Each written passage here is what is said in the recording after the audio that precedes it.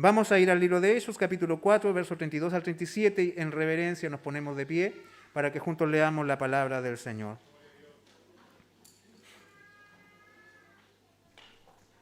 Dice así la palabra de Dios. Y la multitud de los que habían creído era de un corazón y un alma, y ninguno decía ser suyo propio nada de lo que poseían, sino que tenían todas las cosas en común. Y con gran poder los apóstoles daban testimonio de la resurrección del Señor Jesús, y abundante gracia era sobre todos ellos. Así que no había entre ellos ningún necesitado, porque todo lo que poseían, heredades o casas, las vendían y traían el precio de lo vendido, y lo ponían a los pies de los apóstoles, y se repartía cada uno según su necesidad. Entonces José, a quien los apóstoles pusieron por sobrenombre Bernabé, que traducido es hijo de consolación, levita, natural de Chipre, como tenía una heredad, la vendió y trajo el precio y lo puso a los pies de los apóstoles. Oremos al Señor. Señor, te agradecemos que tú nos permitas estar frente a tu palabra una vez más. Qué hermoso, Señor, es estar junto a tu pueblo en esta casa. Y aquí, mi Dios, gozarnos en las maravillas de tu amor incomprensible, de este amor, Señor, que no lo dimensionamos, que nos cuesta entenderlo, pero que sí lo vivimos, Señor, todos los días. Te pedimos, Dios, que prepare nuestros corazones para recibir tu palabra, para escuchar de ella, mi Dios, Señor, la dirección que necesitamos. Porque sin duda tu iglesia, Dios, se ha de identificar con una forma de vida. Tu iglesia ha de ser conocida, mi Dios, con una forma de experimentar sus relaciones, Señor, de practicar su fe en lo cotidiano. Y esa forma de vida demanda una valentía que para que podamos tenerla, Señor, necesitamos mucho de tu obra, de tu Espíritu Santo en nosotros. Te pedimos que tú nos guíes a través de este texto, en el nombre de Jesús. Amén. Amén. Tomen sus asientos, por favor. Se ha puesto de moda en la plataforma de servicio de streaming Netflix una serie llamada El Reino. Esta serie, he leído solamente las referencias, no la he visto, y no creo que lo haga tampoco, pero relata una historia acerca de un pastor involucrado en situaciones políticas bastante complejas y turbias, y tanto él como su familia y su iglesia son mostrados de una manera bastante oscura allí en ese medio. Se explota la imagen de los pastores que solo tienen ambiciones de poder y de dinero, retratándolos como peligrosos fundamentalistas, obviando de una manera intencional todos los beneficios, todas las obras de amor que Dios ha hecho a través de la historia por medio de su iglesia. Sin duda hay gente que no trepida en comparar a los creyentes, por ejemplo, con los talibanes de Afganistán. Y sin duda esa es una comparación bastante injusta, pero ¿qué podemos hacer contra eso? Ahora, sin duda, hay mucha gente que se preocupa por cómo el mundo ve a la iglesia, cómo los medios de comunicación tratan de retratar a la iglesia. Ahora, eso debiese preocuparnos siempre y cuando le diésemos razones y fundamentásemos con obras ya cuestionables las observaciones o las visiones que ellos proyectan. Pero los verdaderos creyentes, los que por la gracia de Dios procuramos vivir en la fe, un evangelio sometido a las Escrituras, no debemos amedrentarnos por una cultura que obstinadamente se esfuerza por llamar a lo malo bueno y a lo bueno malo. Porque sin duda muchas de esas cosas que ustedes ven en la pantalla y que luego al otro día le preguntan a sus colegas en el trabajo, bueno, y ustedes son así. ¿Se acuerda usted que hace un par de años atrás hubo un tremendo escándalo por los dineros de una determinada denominación y un pastor en particular que se había enriquecido por causa de cómo administraba los recursos de la iglesia? Esos reporteros no proyectan esa imagen, bueno, habían razones, pero la exacerbación de esa imagen no es producto de una ignorancia acerca de cómo es la iglesia o de las obras de la iglesia, sino porque hay una obstinación, hay un ejercicio, hay una agenda, una línea programática, una línea editorial que les dice, ustedes deben procurar poner a la iglesia, poner a los creyentes en tal plano de que todo el mundo les aborrezca. Pero nosotros, hermanos, no debemos amedrentarnos. A nosotros no nos debe limitar o reprimir la idea que el mundo tenga, el mundo que deliberadamente, hermanos, quiere tener de la iglesia, pasando por alto todas las cosas que el Señor ha hecho a través de su pueblo, a través de los siglos, sino que nosotros debemos tener certeza acerca primero de quién es nuestro Dios y de quién es su pueblo. Porque, hermanos, en cierta manera, a quien adoramos se refleja en nosotros. La presencia de aquel en quien estamos De alguna u otra manera se ve en nosotros. Y habrá momentos en que, sin duda, eso resplandecerá tanto que será imposible de negar. Que Netflix haga las series que quiera, no nos importa. Dios nos conoce. La iglesia tiene una identidad fundada en Cristo. Y es Cristo quien se ve a través de su pueblo, del pueblo del pacto.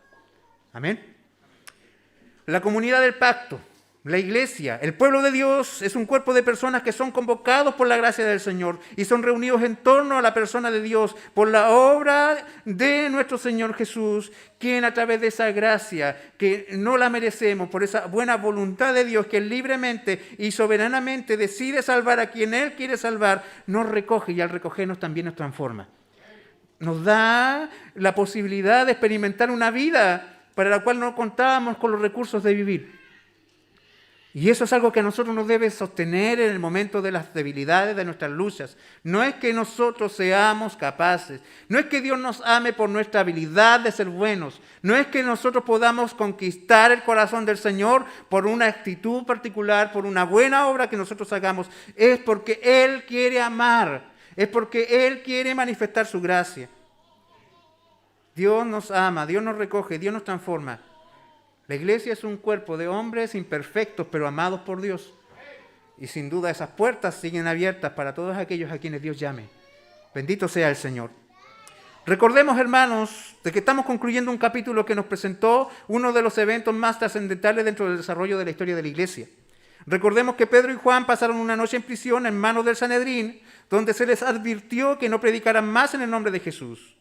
La iglesia en este capítulo está viendo el surgimiento de la oposición que hay en su contra y que surge de aquellos que tienen el poder en este mundo, de aquellos que tienen los recursos de este mundo, aquellos que tienen la autoridad para poder destruirles. Si lo han dicho, si les amenazan, es porque tienen la autoridad de cumplir con sus amenazas. Pero la iglesia, el pueblo de Dios, lejos de amedrentarse, ellos reaccionan ante la oposición llevando valientemente delante de Dios una oración que nos enseñaba la semana pasada cómo orar en medio de una crisis. ¿Se acuerda usted? Oramos, los 3 puntos eran súper sencillos. Oramos pidiendo o confiando en la soberanía de Dios, afirmados en que Dios es soberano y que nada pasa sino porque Él lo ha permitido y que ningún hombre podrá impedir lo que Dios se dispuso a hacer. Oramos confiando en la palabra de Dios, creyendo de que Dios es quien conoce todas las cosas y las revela a través de las Escrituras. Y oramos, ¿cierto?, valientemente, no para que Dios nos provea una salida o un escape, sino para que nos dé la valentía de cumplir con su voluntad. Una de las cosas, hermanos, que más me ha impactado y sin duda, hermanos, me ha conmovido es cuando llegan los reportes desde Afganistán acerca de cómo, independientemente de la fe, mucha gente está sufriendo allí, hermanos. Oremos no solamente por la iglesia en ese lugar, sino que por todas las personas que en ese lugar están sufriendo los horrores indescriptibles, hermanos, de esas mentes oscurecidas por la maldad. Sin duda, Satanás es el príncipe de este mundo, dice. Y si usted quiere saber cómo gobierna Satanás el mundo, si dejáramos que Satanás, o Dios permitiera que Satanás hiciera todo lo que quisiera, mire a ese lado del mundo y vea, eso es lo que esto es lo que Satanás busca para la humanidad. Esclavizar, matar, destruir, robar. Entonces allí hay mucha gente que necesita nuestra oración.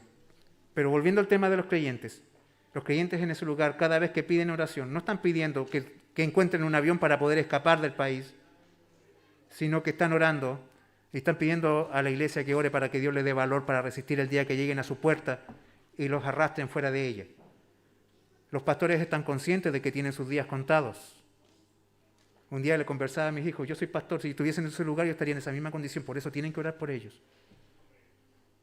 Tenemos que, hermanos, considerar eso, pero sin duda Dios siempre va a obrar rápidamente cuando su pueblo ora en esta forma, en esta dirección, confiando en su soberanía, confiando en su palabra y dispuestos a hacer la voluntad al precio que sea. Piden a Dios que les dé valor para no callar y Dios le concede el valor para anunciar poderosamente el mensaje de la salvación. Ahora, cuando alguien se pregunta cómo ha de verse una iglesia, ¿cómo es la iglesia? La iglesia de Jerusalén, hermanos, vivió de una manera muy especial, muy puntual, y que nosotros no la vemos replicarse ese estilo de vida en ninguna otra de las iglesias del Nuevo Testamento. Pero sin duda, hermanos, Dios obró allí de una manera especial, y las cosas, los principios que encontramos en estos textos que nos hablan acerca de cómo fueron los primeros días de la iglesia, nos pueden servir a nosotros como una guía, una forma de moldearnos, una forma, hermanos, de conducirnos. Ahora, ¿cómo es la iglesia?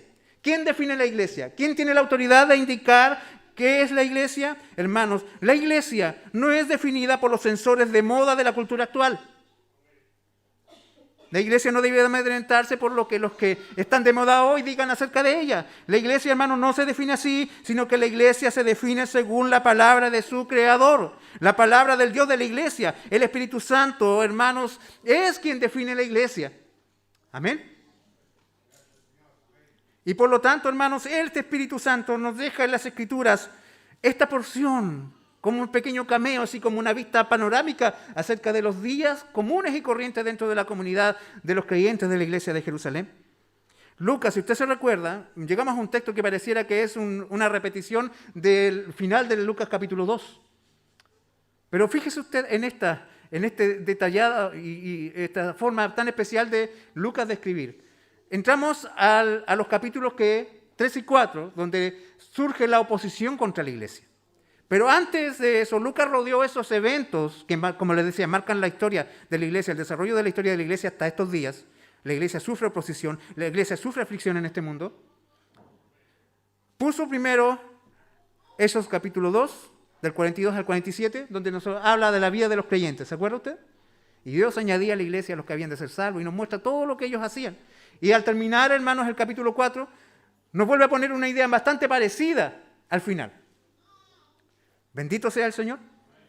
Sin duda esto es intencional, esto está aquí no una cosa de una forma casual, sino que al parecer lo que el Señor quiere hacer, lo que el Espíritu Santo quiere hacer a través de esta forma de escribir, es que nos quiere mostrar de que la iglesia verdadera, esa iglesia, hermanos, que está probando el gozo de la salvación, esa iglesia que en el final del capítulo 2 está viendo una etapa bastante provechosa, productiva, en que todo está saliendo bien.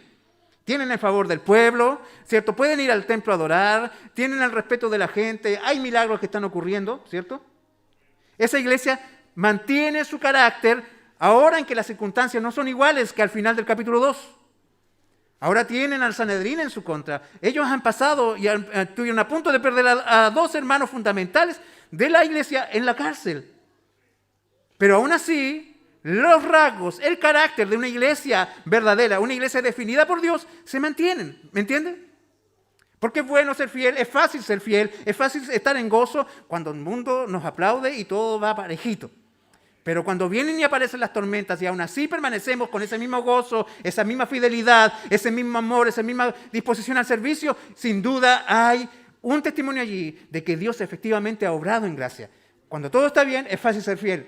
Pero cuando seguimos siendo fieles a pesar de la oposición, sin duda, hermanos, las glorias sean dadas a Dios por eso. Dios se está glorificando allí.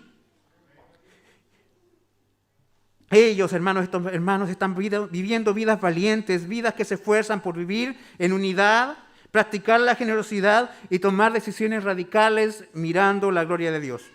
La iglesia verdadera, hermanos, no tiene ambiciones materiales ni de poder temporal.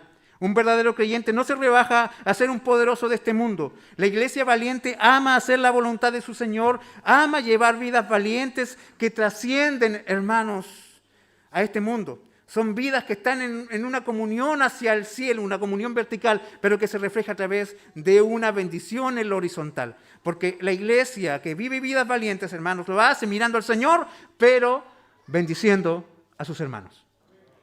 Porque una vida valiente, hermanos, no es una vida aislada. No es una vida que se va a una montaña, a una ermita, ¿cierto? Usted conoce los ermitaños, escuchó alguna vez hablar de los ermitaños, de Nicolás el Estilitita. ¿Se acuerda usted de ese varón que alguna vez les hablé? De que para no contaminarse con el mundo se fue a vivir a una montaña de piedra y puso su casa arriba hasta que murió. No, hermanos, una iglesia valiente vive aquí en este mundo, en medio de un mundo que nos desacredita, un mundo que nos mira con desprecio, en medio de dificultades, pero, hermanos, está dispuesta a vivir en fidelidad al Señor en medio de esto. Y mientras el mundo quizás no le paga con bien, están dispuestos a seguir haciendo el bien. Así es la iglesia definida. por el Señor en las Escrituras. Lucas inicia este resumen con una frase muy elocuente para describir el rasgo característico de cómo es una iglesia valiente. Leemos el versículo 32. Y la multitud de los que habían creído eran de un corazón y un alma. La multitud, muchas personas. Si ustedes saben, hermanos, y va sacando las cuentas en lo matemático, por lo menos acá tenemos una iglesia de casi 50.000 personas en Jerusalén. Y eso es una multitud. Y esa cantidad de personas tan grande están practicando una unidad que sin duda es extraordinaria. A veces nos cuesta ponernos de acuerdo aquí que somos 100, un poquito más a veces, ¿cierto? Imagínense tener una iglesia de miles de personas, donde no tienen las estructuras administrativas que nosotros vemos quizás en las grandes congregaciones, pero que el Espíritu Santo está obrando allí, y eso, hermanos, se ve en que hay una extraordinaria unidad en el interior de ellos.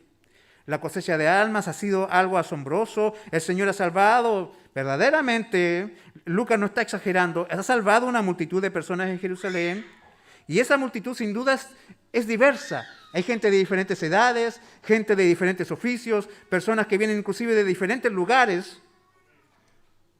Pero por sobre cualquier elemento diferenciador, ellos perseveraban en un ánimo, una motivación, una meta. Un alma, un corazón y un alma. ¿Se fija? En lo más profundo de su ser hay una unidad. ¿Por qué? Porque tienen una meta, y esa meta común que tienen es porque sus vidas están siendo guiadas por el Espíritu Santo. Y cuando la iglesia es gobernada por el Espíritu Santo, no hay espacio para ambiciones egoístas, no hay espacios, hermanos, para que cada cual busque su propia conveniencia. La continua exposición de la palabra de Dios, hermanos, va moldeando las vidas, no solo en lo íntimo, no solamente en lo profundo de nuestro ser, en esa parte que nadie más ve, sino que también en nuestras obras que son visibles. Y eso es especial, hermanos, porque Lucas está haciendo un análisis, Lucas está dando una visión sobre eventos concretos. Él no está especulando acerca de los pensamientos de las personas, que sin duda eso nos da a entender quizás, hermanos, lo que es un alma y un corazón, pero esa alma y ese corazón transformado se manifiesta en obras concretas. Amén. Lucas usa la frase un corazón y un alma como la característica de aquellos que, como dice el texto anterior, han creído. Han creído. Y esta expresión del creer significa el comprender las Escrituras. El creyente no cree algo simplemente porque alguien se lo contó, sino por un constante ir a las Escrituras, por revisar la palabra del Señor, y el Señor convence a través de las Escrituras las conciencias de las personas. Yo creo, hermanos, y lo afirmo aquí también, de que Dios, el Señor, es el Señor de la conciencia del hombre. Y que la conciencia del hombre, y cuando decimos esto, el Señor es el Señor de la conciencia, no significa que yo puedo pensar lo que quiero y tomar decisiones como a mí se me antoja. Porque si el Señor es el Señor de mi conciencia, esa conciencia no va a ser independiente de la palabra de Dios, sino que los pensamientos, los argumentos van a ser cautivados, van a ser conquistados, van a ser guiados por las Escrituras.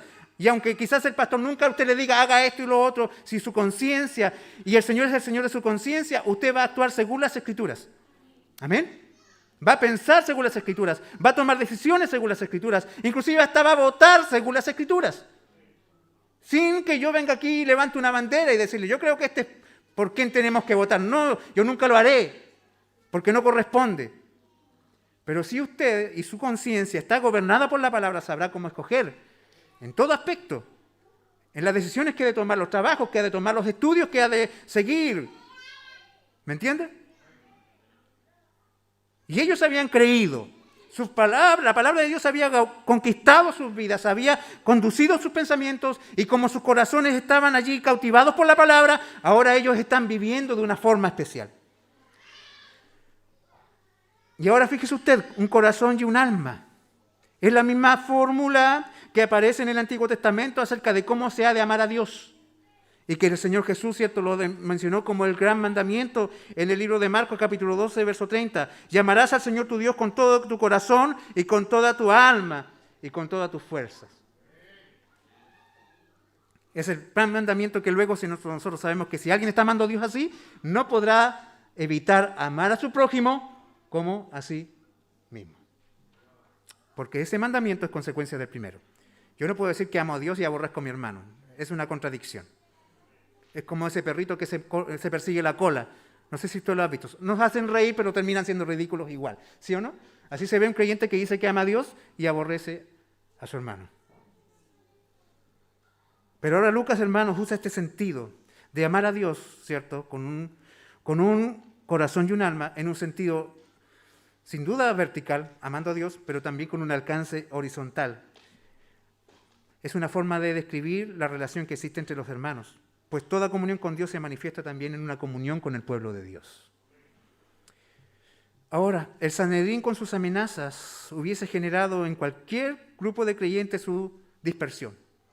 Ante las amenazas del Sanedrín, cualquier persona hubiese razonado y hubiese dicho, mejor no nos conviene ponernos en contra de esta gente, tomemos cada cual nuestro camino y bueno, olvidémonos de esta empresa. Pero en la iglesia, las amenazas lograron una mayor unidad. ¿Se acuerda usted de esa frase cuando soltaron a Pedro y a Juan? ¿Ellos dónde fueron? Dice Lucas, vinieron a los suyos. ¿Cierto? Lucas hermosamente refleja a la iglesia como una familia, como una persona con un vínculo profundo y fuerte, que no está allí por una agenda, que no está allí porque tienen un plan, un plan por desarrollar, sino que hay un vínculo de unidad, de amor que trasciende, inclusive a los vínculos sanguíneos. Usted en la iglesia ha amado gente como ama a sus hermanos de sangre, y a veces más inclusive, ¿sí o no? ¿De dónde surge aquello? Surge justamente de esta gracia de Dios que se está manifestando. Ellos se aman, la iglesia se ama el uno al otro, y la oposición vino a fortalecer ese amor. Las amenazas vinieron a solidificar aún más ese amor. Ellos, en vez de dispersarse, se unieron aún más, porque esto es una realidad comprobada, hermanos. Cuando vienen tiempos difíciles, ¿qué pasa con la iglesia? La iglesia se une más. ¿Se acuerda usted del terremoto del 2010 en este lugar? ¿Qué hizo ese terremoto aparte de botarnos el templo? Dios a través de ese terremoto nos hizo unirnos. Y siempre nos reímos un poco porque fue algo tan simbólico, tan real, tan concreto, que nos tuvimos que unir, nos unimos en el alma, en un propósito, ¿cierto? En amor, nos abrazamos más que nunca, lloramos más que nunca, nos reímos más que nunca porque estamos viviendo una tremenda crisis y no teníamos ningún recurso, pero hermanos, el Señor nos unió. Y nos unió en nuestras almas, pero también nos unió físicamente, ¿se acuerda usted? Porque para las visitas que hoy están aquí, esta misma cantidad de personas, por ejemplo, tuvimos que hacerlas caber allí en la entrada, desde el portón del templo hasta las puertas del templo de aquí. Toda esta multitud tenía que caber de una u otra manera. O sea, estábamos unidos físicamente también, un poco a la fuerza, pero estábamos muy juntitos los unos a los otros. Era muy fácil pensar lo mismo, ¿cierto?, si estábamos tan apretados. Pero el punto es de que experimentamos la unidad en medio de la oposición. Y sabe usted que siempre ha sido así en la vida de la iglesia.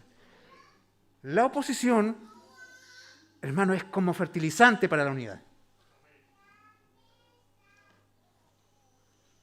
Y el Sanedrín, en vez de dispersar a la iglesia, hermanos, con sus amenazas, hizo que ellos se unieran aún más. La aflicción forja la unidad. Cuando un hermano sufre, todos queremos sufrir con él. ¿Es así? Es imposible ser indiferente al dolor del hermano. Lloramos con ellos, así como también nos alegramos con ellos. Nos queremos comprometer, queremos estar allí, queremos involucrarnos, queremos sobrellevar el sufrimiento. Vemos aquí vidas valientes que han determinado, hermanos, en el mirar a su hermano como alguien más importante, tanto que se esfuerzan en unir sus corazones, en unir sus vidas el uno al otro. Esta unidad, hermanos, está allí floreciendo y al florecer se despierta en sus corazones una generosidad que no es muy natural en el hombre. Cada cual libremente, dice el texto, disponía de sus bienes para compartirlos con los demás.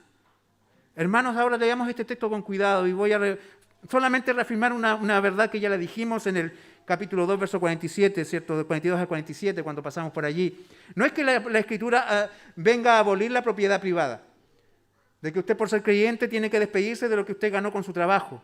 No, no es así. No es una imposición de que todos se deshagan de lo que tienen y lo traigan a la iglesia para que la iglesia lo reparta equitativamente. Eso es una ideología que no viene de Dios. La propiedad privada sigue siendo privada, por algo el Señor condena el robo.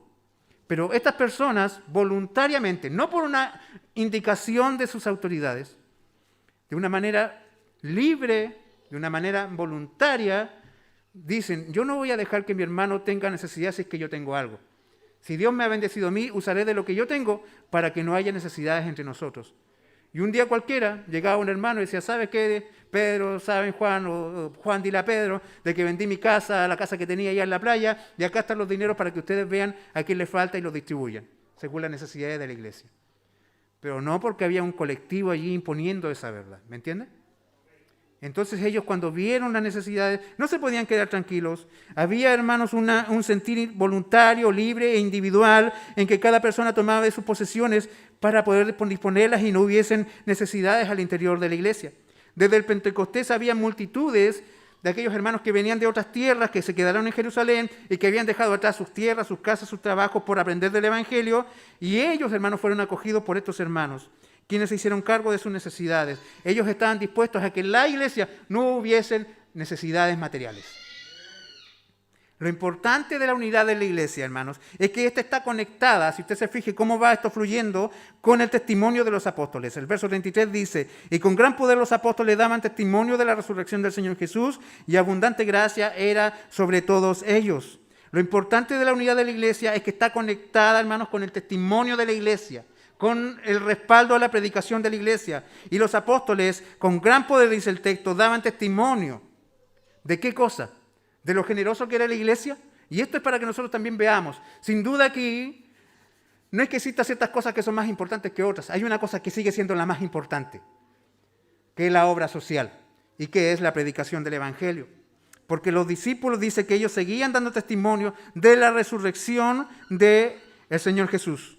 La iglesia no perdía de vista de que no sirve de nada satisfacer las necesidades materiales si las espirituales no son atendidas.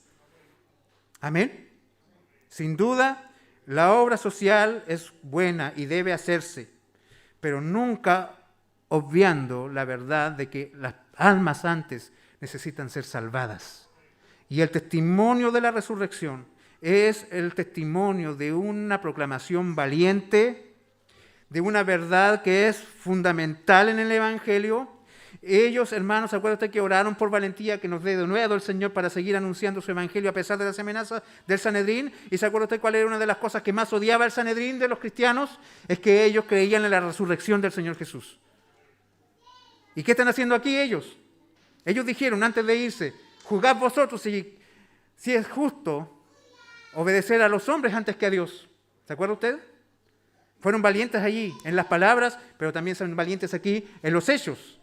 Están predicando la resurrección, hermanos, ellos han sido provistos del poder del Espíritu Santo y ahora con gran osadía, en un acto evidente de obediencia a Dios antes que a los hombres, anuncian a Cristo resucitado, pues ellos por sobre todos son testigos del Señor que fue a la muerte, que estuvo en la tumba, pero que venció la muerte, y esa victoria es la garantía de que hay salvación, porque la resurrección es, hermanos, la seguridad que tiene la iglesia de creer en Jesús. Si no hubiese resurrección, Jesús no sería más que un buen hombre, que un buen maestro o que un buen profeta. Pero Jesús es el Salvador porque Él, hermano, certificó su calidad como Salvador cuando se levantó de la muerte. Y por eso que todo aquel que cree en Él está creyendo cosas que son verdaderas porque cuadran con la realidad. ¿Me entiende? ¿Cuándo es algo verdadero? Cuando su relación con la realidad es íntegra. Y cuando Cristo dijo, yo soy el camino, la verdad y la vida, está diciendo cosas que realmente, si la está diciendo un hombre común y corriente, son una locura. Son una verdadera locura. Que alguien venga y diga, yo soy Dios. Cada cierto tiempo se levantan algunos de esos hombres y todos dicen, este está loco. Y Jesús quizás pudiese ser sumado a ese grupo, pero es imposible que sea sumado a ese grupo de lunáticos. ¿Por qué? Porque Él resucitó. Y la resurrección es el certificado de que todo aquel que cree en Jesús tiene la garantía de que sus pecados son perdonados. Y tan perdonados son que cuando llegue el día de su muerte y la eternidad llegue, ellos no permanecerán para siempre en la tumba, sino que también serán resucitados por haber creído en Cristo. Bendito sea el Señor. Entonces, hermanos, fíjese usted, los discípulos, los apóstoles, no pierden de vista la gran necesidad del hombre, que no está tanto en sus estómagos, sino como en su corazón. Porque el gran problema del hombre es su pecado y las consecuencias de este, y la solución a aquello es Jesucristo. La gracia de Dios actuaba. Y vemos nosotros, hermanos, al final del verso 33, y abundante gracia era sobre todos ellos. La gracia de Dios actuaba, el favor de Dios se manifestaba sobre todos ellos. Esto sugiere, hermanos, de que el texto nos da a entender varias cositas. Primero es de que Dios está obrando según su plan. Está salvando según su forma de salvar a través de la gracia. Pero también, hermanos, esto nos muestra como una especie de imagen de beneplácito de Dios, de parte de Dios hacia su iglesia. Es como cuando un padre ve a uno de sus hijos haciendo algo que al padre le complace. Es imposible que un padre no sonría cuando un hijo le obedece, cuando un hijo, hermanos, actúa correctamente. ¿Sí o no? En cierta forma aquí el texto también nos sugiere eso. Dios está salvando, pero a la vez que está salvando, Dios está sonriendo mientras ve a su iglesia actuar según su voluntad. Dios se siente complacido con sus hijos. Dios se siente complacido con su pueblo porque ellos están dispuestos a obedecerle. Y sin duda, hermano, es maravilloso lo que vemos al final de estos dos versículos. Y es evidente de que la salvación se está desatando aquí. Que nadie puede parar la salvación, de que nadie puede parar a Dios. Hermanos, la ciudad, esta ciudad de donde surge la oposición, aunque se esté levantando contra el Señor, aunque se esté levantando contra la iglesia, aún así no puede evitar de que Dios venga, les salve, les restaure. Hermanos, Dios está haciendo algo grande aún a pesar de la oposición. Porque hay vidas valientes dispuestas a obedecer en medio de esas circunstancias. Obedeciendo, hermanos, no yendo al combate, no levantando, hermanos, un hacha, no quemando nada, sino que simplemente obedeciendo a Dios. Cuando les dijeron desobedezcan a Dios, ellos dijeron no, nosotros obedeceremos a Dios antes que a los hombres, y eso es lo que ellos están haciendo, predicando la resurrección en Cristo. Y Dios sonríe, le da favor, muestra su gracia y de forma abundante. Bendito sea el Señor. Una unidad valiente, que luego desemboca también en los versos 34 y 35 en una generosidad valiente. A pesar de todos los sucesos antagónicos que la iglesia ha tenido que soportar, la comunión de la iglesia sigue firme. Firme en lo espiritual, firme en lo anímico y firme también en lo material. Hay una relación evidente, hermanos, en esto. Nosotros no podemos separar esta verdad. De que si hay gozo en tu corazón, de que si hay gozo en mi corazón, hermanos, eso va a ser siempre a consecuencia del poder de Dios manifestado en nuestras vidas. Y si hay gozo en mí, si hay gozo en la iglesia, hermanos, no dependeremos de las circunstancias cuán favorables sean o del favor de los hombres, dependeremos siempre del favor de Dios y ese gozo redunda, el gozo redunda, se manifiesta en obras concisas, concretas de amor. Porque para el cristianismo, el amor siempre va a estar unido a cosas concretas. ¿Me entienden? El amor de los cristianos siempre va a estar relacionado a ellos, más que a palabras. El amor en la iglesia, el amor de la iglesia, el amor de los creyentes, hermanos, es un amor que se manifiesta físicamente en cierto sentido. Hermanos, ¿cuánto hemos sufrido en este tiempo porque llegamos y nos cuesta no dejar de abrazarnos, ¿cierto? Porque así somos. El saludo, ¿cierto? Desde los más jóvenes hasta los ancianitos. Con los jóvenes así, con los ancianos así. Pero siempre, hermanos, no podemos contenernos. Y así una batalla, hermanos, andar así. Porque el creyente tiene que expresar amor. Porque el Señor nos le dijo, bueno, yo los amo. Y se quedó con las palabras. Él los manifestó en hechos concretos. Y así también la vida de la iglesia y el amor de la iglesia se manifiesta en obras concisas de amor. No es solo retórica, no es solo poesía. La abundancia de gozo, hermanos, consideremos esto, es proporcional a la ausencia de egoísmo. Porque estábamos leyendo bien, ¿cierto? El verso 33, de que abundante gracia era sobre todos ellos. Y esa abundante gracia que había entre todos ellos, ¿en qué terminó? ¿Cómo se concretó? Verso 34. Así que no había entre ellos ningún necesitado, porque todos los que poseían heredades o casas las vendían y traían el precio de lo vendido y lo ponían a los pies de los apóstoles y se repartía a cada uno según su necesidad. Decíamos, la abundancia de gozo es proporcional a la ausencia de egoísmo. En una iglesia guiada por el poder de Dios, está muy lejana la ambición personal, está muy lejana, hermanos, el tratar de ganar, el ganar y enriquecerme, porque, hermanos, cuando uno está lleno de gozo, está preguntándose, no cómo gano, sino cómo doy. ¿Dónde hay alguien para darle? ¿Dónde hay alguien con necesidad para ayudarle? Cuando hay gozo en el corazón. Amén. Y el texto dice que en Jerusalén no había ningún necesitado, porque en la medida en que las necesidades se presentaban, había algún hermano por allí que libremente disponía de los recursos que Dios le había dado, de sus bienes, para ponerlo a disposición de los apóstoles y esas necesidades fueran cubiertas. Lucas nos está diciendo así y nos está poniendo frente a nosotros. Mire, así era la iglesia en Jerusalén en sus primeros años. Ahora tengan presente esto, como lo decíamos, nunca fue una imposición forzosa. Todo ocurría libremente, todo ocurría voluntariamente, todo ocurría espontáneamente. Una iglesia verdadera lleva a la práctica lo que sabe. Y no necesita un manual para poder llevar a la práctica lo que sabe, sino que el Espíritu Santo le va guiando. Un creyente, hermanos, no está combinado, y esto tengámoslo claro, a entregar todo lo que tiene. Pero sí un verdadero creyente, hermanos, ve lo que recibe de Dios como un medio para glorificar a Dios. ¿Amén? ¿Me entiende? No es que usted, cierto, si recibió como algunos por ahí en la televisión se hicieron tan famosos, siempre le dan tanta cobertura a la gente que peor, cierto, habla, a los que más hay que darle explicaciones al colega después, ¿cierto? Cuando surgieron estos temas de los IF y todo lo demás, salió un personaje por ahí que dijo, es una orden de que todos deben entregar eso a la iglesia. No es así. Pero hermano, si usted recibió algo y no apartó nada allí para la gloria del Señor, igual debiese preguntarse qué está guiando su corazón, ¿me entiende?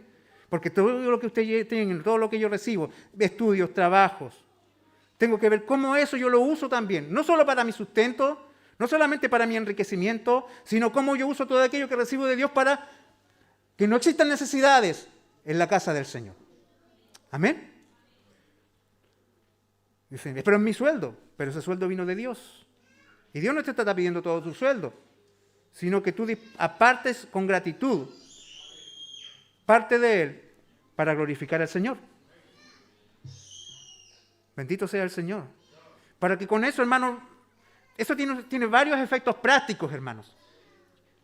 ¿Qué significa, hermanos, cuando yo ofrendo, cuando yo colaboro con la obra de Dios? Significa de que no hay ídolos en mi corazón. ¿Entiende? Cuando alguien participa de lo que Dios le da para sustentar la obra de Dios y atender las necesidades de las personas que están a su alrededor, hermano, está demostrando con eso de que el dinero no es su Dios y de que Él mismo no es su propio Dios. Está demostrando de que no hay ídolos y de que Dios es dueño de todas las cosas y que Él es el que tiene el derecho sobre todo lo que nosotros tenemos. Porque nadie aquí decía, esto es mío. Nadie decía, esto me lo gané. Sino que decía que todos veían como que nada era de ellos. Estaba todo a disposición de la obra de Dios. Obviamente actuaron de una forma radical. Lucas nos está diciendo aquí, háganlo siempre así. Porque la iglesia de Antioquía, por ejemplo, no lo hizo así. Y la iglesia de Éfeso tampoco lo hizo así. Sino que ellos apartaban, ¿cierto?, con generosidad de lo que ganaban para que las necesidades fueran sustentadas, pero sin desprenderse de todo. Y si aquí algún hermano lo hizo porque lo quiso hacer. Nunca porque nadie se lo impuso. Pero sin duda Dios permitió que aquellos estuviesen allí para que la iglesia pudiese tener el testimonio delante de Jerusalén, que ustedes se acuerdan que había muchos problemas en Jerusalén, y se acuerdan ustedes de que la presencia del cojo en el templo de la hermosa era de que una realidad de que la religiosidad de los judíos estaba en crisis. ¿Se acuerdan ustedes de ese texto? Porque Deuteronomio dijo de que no tiene que haber pobre entre vosotros. Claro, el templo se preocupó de tener una puerta que había que abrir entre 20 personas. Se preocuparon de tener un templo, pero maravilloso, impresionante, pero se les olvidó de que la palabra de Dios les mandaba no a construir puertas espectaculares, sino a que no hubiesen pobres. Un mendigo en las calles de Jerusalén y en las puertas del templo era una verdadera vergüenza para los judíos. Pero ellos no lo veían. Pero delante de Dios sí. Estaban siendo avergonzados por la presencia de ese cojo allí. Y por eso la iglesia, hermanos, está tomando sus mandamientos de una forma práctica y real y lo están dando una solución concreta. Si yo tengo y Dios me ha dado, yo soy responsable de que nadie le falte dentro de mi iglesia. Amén. Bendito sea el Señor. Por eso si usted tiene problemas para ofrendar, debiese pedir al Señor que le ayude. Si usted tiene problemas, hermanos, y no ve la mesita que está en la entrada y pasa rápidamente, hermano, pídale al Señor que le abra los ojos ahí. Al lado del alcohol, entre el termómetro y el alcohol hay una cosita que necesita de que nosotros, ¿cierto?, dejemos de lo que Dios nos ha dado, porque esta obra, hermanos, y los hermanos a veces pasan necesidad y tienen que ser atendidas. Y gracias al Señor, hermanos, nos provee, por ejemplo. No es un tema, como le decía, el mundo se esfuerza en presentar pastores avaros que quieren enriquecerse. Hermanos, el Señor ya ha dado suficiente testimonio a esta iglesia acerca de cómo es la visión acá, acerca de los recursos. Y si usted quiere ofrendar, lo puede hacer con absoluta libertad. Amén. Y entonces, sin duda, el amor cristiano se manifiesta en eventos concretos y en decisiones radicales. Y con esto ya terminamos. Y dice los versos 36 y 37. Y ahora, si usted se fija, Lucas está hablando en términos generales acerca de toda la iglesia y de repente el relato se apunta a una persona puntual, con nombre y con apodo. No podríamos decir nombre y apellido, pero sí tenemos su nombre y su apodo, que lo identifica claramente entre muchos.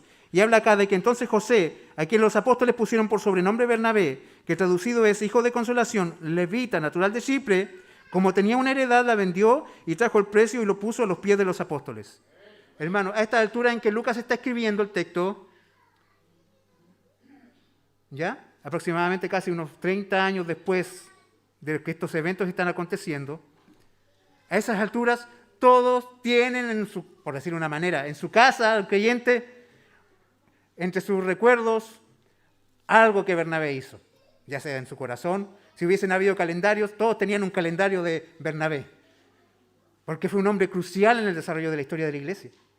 Un hombre, hermanos, que si bien no fue apóstol, ni estuvo entre los 12, su vida fue usada por el Espíritu Santo de una manera tan maravillosa que se ganó. Y Lucas lo está diciendo acá, después de muchos años, todavía se acuerdan de José, el levita, que venía de Chipre, de la isla de Chipre, y que tenía una heredad, y que cuando el Señor lo salvó, él dijo: discípulos, aquí está la venta de mi terreno, se supone que soy levita, y si usted va al Antiguo Testamento, un levita no podía ser dueño de tierras. Y él dijo: yo quiero responder, yo quiero agradar a Dios, y vendió lo que tenía y lo puso a disposición de la iglesia. Pero hermanos, eso fue solo el comienzo de alguien que tomó una decisión radical de acuerdo a lo que es ser valiente para el Señor. Eso fue solo el comienzo. Bernabé fue uno de los líderes más influyentes en la iglesia. Tanto así, de que se ganó el apodo de ser considerado un hijo de consolación. Alguien que animaba, alguien que con su presencia, con sus palabras, levantaba a la gente. Él estuvo en Antioquía, hermanos, en la primera iglesia gentil, y su presencia ya, hermanos, fue de mucha bendición. Toda la gente, cuando vio llegar a Saulo a la iglesia, lo miraron con desconfianza. Y ni Juan ni Pedro, hermanos, fueron capaces de ver lo que Bernabé vio en Saulo. Y él intercedió por Saulo, y es más, le acompañó. Fue un misionero, estuvo en todo su primer viaje misionero junto a Pablo. Recorrió lugares, hermanos, distantes. Fue a Chipre y estuvo allí en su antigua tierra, hermanos, natal, y allá vio el evangelio progresar. Y luego él siguió predicando el evangelio y pasó su vida sirviendo al Señor hasta que un día fue martirizado después de varios años, y después de su martirio aún sigue siendo recordado como el hijo de consolación. Pero ¿cómo empezó todo? Con una excelente predicación, con una tremenda exposición, porque asumió cargos administrativos importantes de la iglesia. No, con un corazón generoso. Porque fue capaz de tomar una decisión trascendente y radical. Queridos hermanos, el gozo en lo espiritual siempre se va a ver. El gozo del cristiano nunca tiene que ser un gozo profundo, ¿cierto? Soy gozoso, pero mi gozo es profundo. Nunca se me ve gozoso, siempre ando con cara de norte, ¿cierto? Con cara de amargado. Pero tengo un gozo profundo, por eso es que usted no lo ve. No, hermano, el gozo del creyente se manifiesta en cosas concretas. En una vida decidida a amar, en una vida decidida a ser generosos, hermano, una vida decidida en poner todo lo que Dios nos da al servicio del pueblo del Señor. Y vuelvo a reiterar, de que todo esto bonito que nosotros leemos aquí está dándose en medio de un ambiente de oposición. Todo esto hermoso está aconteciendo mientras las amenazas le rodean. Y mientras los poderosos del pueblo están viendo cómo se deshacen de ellos, ¿qué hace la iglesia? La iglesia sigue viviendo como iglesia. Amén. Hermoso es el Señor y hermosa es esta palabra. Estos cortos versículos nos muestran el gozo del Señor en acción. El Señor soberano, el Dios soberano, ha permitido que su pueblo sea puesto en el dolor para lograr en ellos vidas más valientes, que ellos estuviesen dispuestos a dejar el egoísmo para abrazar la unidad, para abrazar la generosidad, y el Señor usa el fuego para perfeccionar a su iglesia. Una evidente señal de inmadurez, hermano, es el egoísmo. ¿Ustedes han visto a los niños pequeños cómo pelean entre ellos? ¿Cómo pelean? No le dicen tú eres flaco, tú eres gordo, le dicen no, esto es mío. ¿Sí o no? Esto es mío, aunque tenga a su hermano al lado, no, pero esto es mío. Según dicen, yo no me acuerdo, de que yo cuando chico era así. Y cuando me daban, por ejemplo, un plátano, decía, no, es mío, y no importaba de qué porte fuera, yo me lo tragaba, y quedaba así como una ardillita, pero para no compartir, era capaz de atragantarme con ella, con el plátano, o la banana, no sé. Porque la inmadurez y el egoísmo van juntos. Ahora nunca haría algo así. Alguien dirá, por lo que he visto, yo a veces que comió demasiado plátano. Pero, hermanos, la inmadurez es sinónimo de egoísmo. Una vida gozosa, una vida guiada y alcanzada por el Espíritu Santo, será una vida generosa.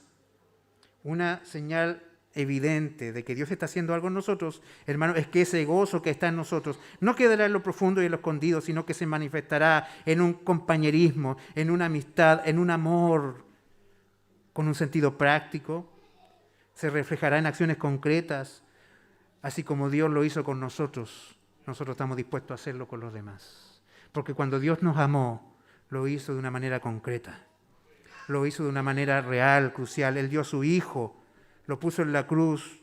Él asumió nuestras culpas para que su gracia, hermanos, nos alcanzara. Dios hizo con su gracia primero en nuestro corazón. Y ahora, hermanos, esa gracia se refleja en obras de amor.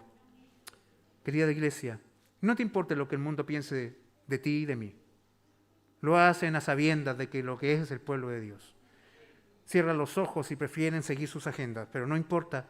La iglesia, hermano, no la define el mundo. Y la iglesia tampoco no se amolda a los estándares de este mundo. Ella es definida por Dios, ella es guiada por Dios. Hermanos, muchas veces el mundo ignora lo que ha sido la obra del cristianismo a través de la historia. Toda la gente va a las universidades, pero muy pocos se preguntan de dónde surgieron.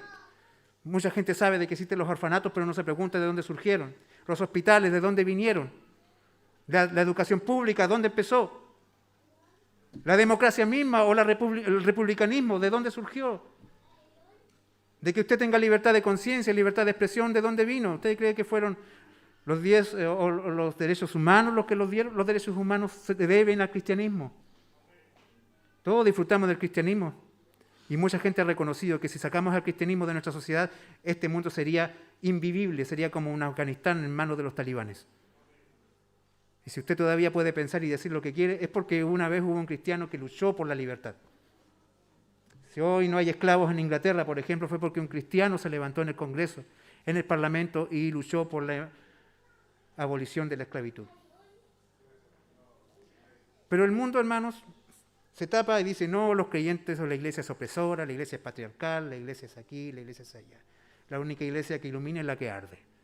Pero no importa, siempre ha sido así. En el mundo tendremos siempre aflicción, pero eso no nos limita en que nuestro testimonio tiene que encuadrar con lo que hemos creído.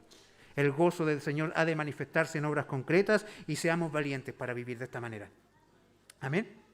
Porque ¿qué importa si el mundo te desprecia? Si Dios tiene favor con la iglesia, hermanos. ¿Qué importa si el mundo nos mira con desprecio? Si Dios sonríe cuando nos ve, gracias sean dadas a Él. No nos debe importar el aplauso de los hombres. Seamos valientes, independientes de que la retribución que recibamos del mundo. Luchemos por practicar una unidad valiente. Luchemos por practicar una generosidad valiente. Luchemos, hermanos, por amarnos valientemente. No importa la oposición. La oposición, hermanos, es un buen crisol para que la iglesia brille aún más. Nos gozamos en el favor de Dios. Nos gozamos en la gracia del Señor. Y por eso, hermanos, viviremos como una iglesia valiente.